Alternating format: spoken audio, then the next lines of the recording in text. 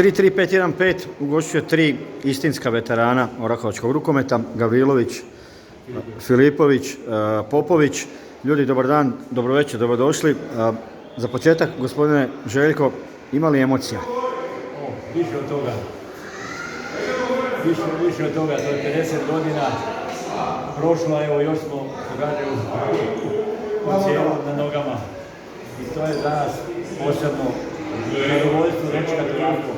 Vidite ove mlade i pogotovo dočekati nešto što smo mi nekakve temelje udarili u ovom rukometnom klubu i da vidimo sada i da dođemo da se taj rukometni klub 50 godina stvarno kvalitetno održao. Bilo muški, prvenstveno muški, jer s njim smo počeli, onda tako i ženski rukomet koji se održao sve do danas i to kvalitetno. Gospodine Popović, čelnici jednog i drugog kluba odužili su se svima trojici lijepim zahvalnicama. Što pamtite iz svoje igračke, trenerske, sportske karijere? Ima puno lijepih stvari. Dali ste 2 kćeri vrhunske rukometašice, 1 reprezentativku.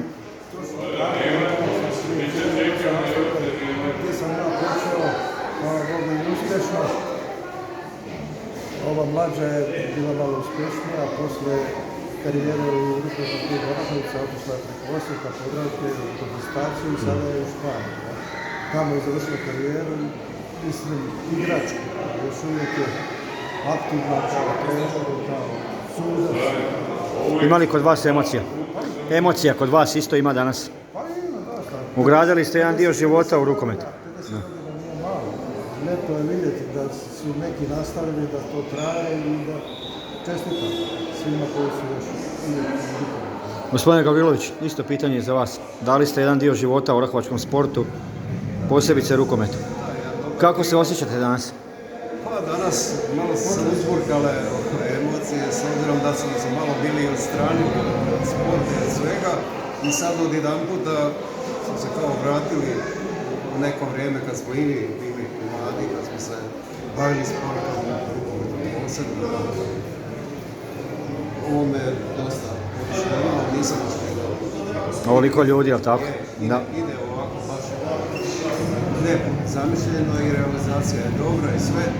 I samo bih poželio normalno uspjeha više u radu i više sluha gradskim vlastima. Više sluha za sport, ne samo za rukomet, nego i za nogomet.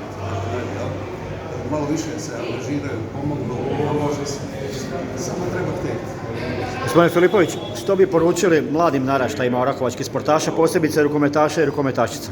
U čemu leži uspjeh i kako do njega doći? Ja bih poručio da se ugledaju prvenstveno na stare koji su imali, čini mi se, više volje, više entuzijazma nego oni.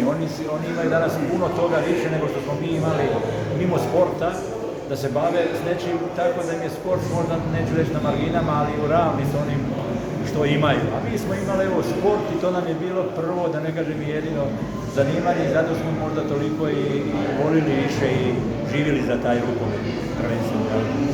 Koliko je trening, gospodine Popović, bitan u svemu ovom što se radi? Bitan je i to je da djeca to zavole, da nauče pravilno raditi i da se odvoje svoje vrijeme za sport, a ne samo da budu na momčarima i ovim novim pomagalima što treba.